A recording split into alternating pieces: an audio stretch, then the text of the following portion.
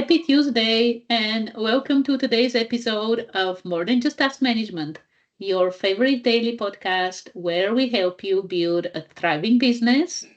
I'm Anna Angelova, business coach and consultant, and a co host of this podcast. And together with me is Jores Minasvand, my fellow co host and business consultant. Hey, Jores. Hey Anna, how are you? Happy Tuesday. Oh, doing very well. And happy Tuesday to you as well. And I'm doing very well because today we are discussing something that I love, and it's all about starting and growing your own business. Mm. Yeah, this is what we are doing today. And this is something that we are hearing a lot. Like a lot of people are wondering, how do I start my own business? How do I grow my own business? Have the freedom to build something that's mine, to create something out of nothing. And some people really want to make a difference. Others, it's more about the freedom and the money. And the thing is that whatever drives you, it's actually great. Whatever drives you, like starting a business is one of the best decisions we've made. And uh, this is a topic that I'm so happy we're discussing today. And when it comes to starting your own business, the first steps are ultimately clarifying your idea. Like, what do you really want to do?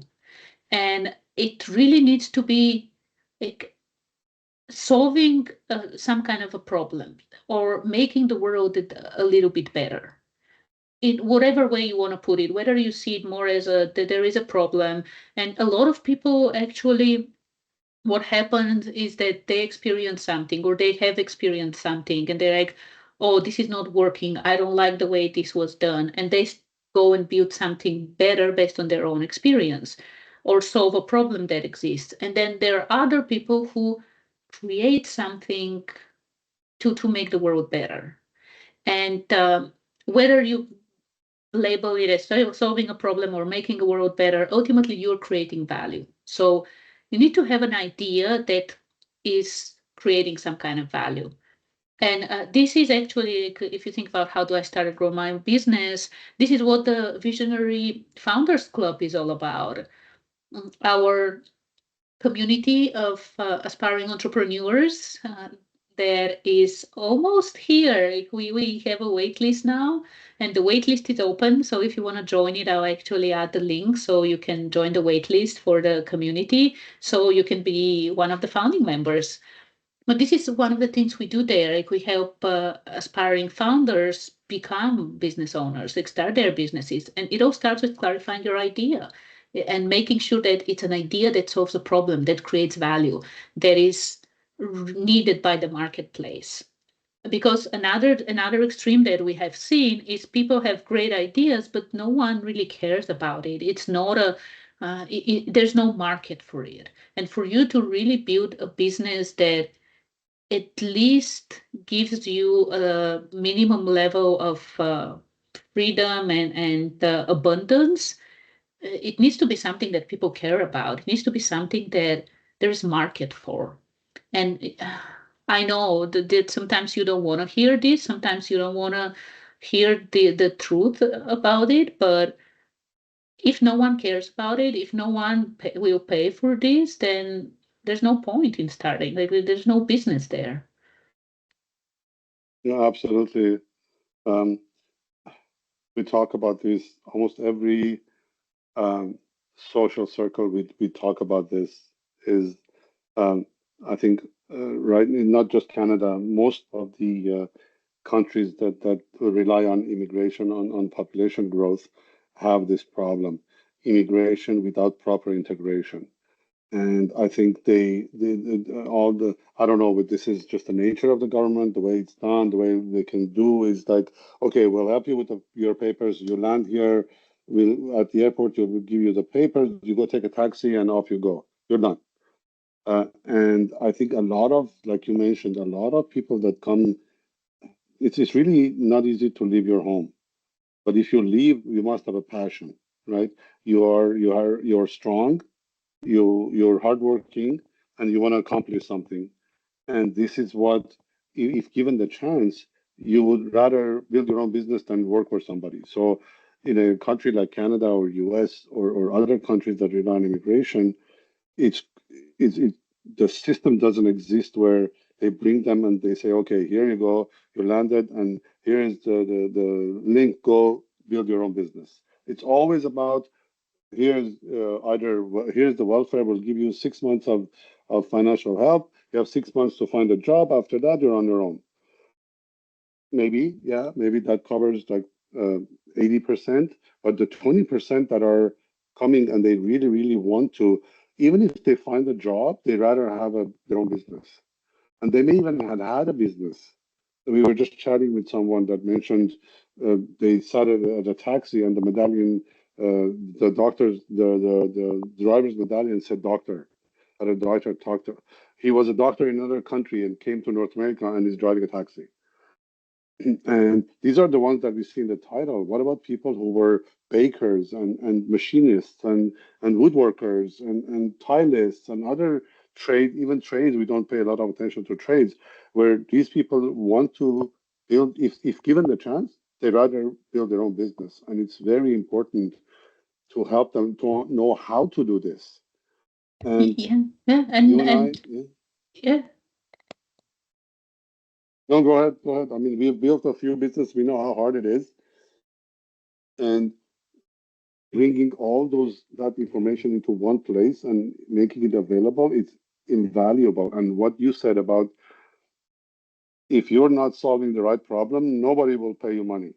But if you're solving the right problem, they won't mind, because and the problem you're solving, you show the return on investment, everybody will spend the money. Oh yes, and this is that analogy that you might have heard about. It is that it's easier to sell painkillers than vitamins, because when people have a headache, they go and get a painkiller. They don't look for the vitamin unless it's usual. So it's it all starts with really having, when you think about, okay, how do I start and grow my own business? It starts with clarifying your idea and making sure that it's something that people will pay for, Yep. something that you can do as well.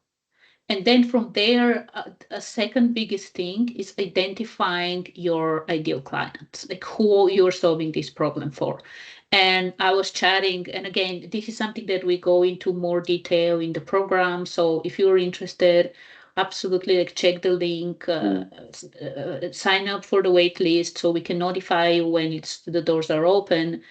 The thing is that if mm, if we talk about the problem of finding jobs, and this is something that we don't know about the US market at the moment, but something that we have been hearing a lot about the Canadian market is that the youth unemployment hasn't been that high for, I don't know, if ever. Like, it's really hard for young, even teenagers trying to find summer jobs, and also like recent graduates from universities and colleges to find jobs, whether they're Canadian or they've just immigrated to Canada, they're international student. It's really hard. So you have that young generation, like the 20 somethings who just graduated, struggling to find jobs. And then on the other side, you also have like people who are just about to retire, who were laid off or something happened, that they're also struggling to find jobs. So it's the same problem. You have people who they want to find a job, they are struggling with this. They have the same problem, but these are completely different groups People, of people, completely yeah, different customer demographic, yeah. segments. So Mhm. it's really important to think about, of all the people who have this problem, who are the ones who I want to work with, the ones who will be my ideal first clients, the ones who will work with me right now. So this one is like the second thing. After identifying your idea, identify your clients. Who are you solving the problem for? And then from there, if you are a regular listener and you listen to some of our latest episodes, you know that no, you don't build a website. You don't create a funnel. What you do is you go and you talk with these people. You go, you talk with these people you identified, you talk about the problem you want to solve, and you get your sales going. And something that from I don't know whether it started with technology, but definitely this is a term available, like very widespread in technology. Ultimately, you do an MVP, like a minimum viable product, like something that, like, let's say you want to open a bakery. You bake breads for these people, like a concierge kind of thing or white glove kind of thing. Like you get your first clients like this, and this is it. This is how you start, and then from there, of course, you move through the steps of registering the business, developing all those systems like marketing, sales, operations, like all these kind of things. But your first, when it comes to starting the business, your first key, like four things are: clarify your idea, identify your clients, who they are, talk with them, and do an MVP. These are your first steps to start your business, and then from there you grow it. Like you, of course, as I said, you register the business, you set up the systems, including financial system. This is a big one. And of course, like as I said, this is something that we cover in the program, like step by step, including what kind of business to register. In Canada, at least we have like it's a little bit simpler because we only have three types of business: corporation, sole proprietorship, and partnership. Although there are some nuances as well. US has more versions, so. Uh, this is one of the things that, again, like step by step, we do in the program, where we even help you find out how to register the business, what business to register. Do you go the corporate route? Do you go something else?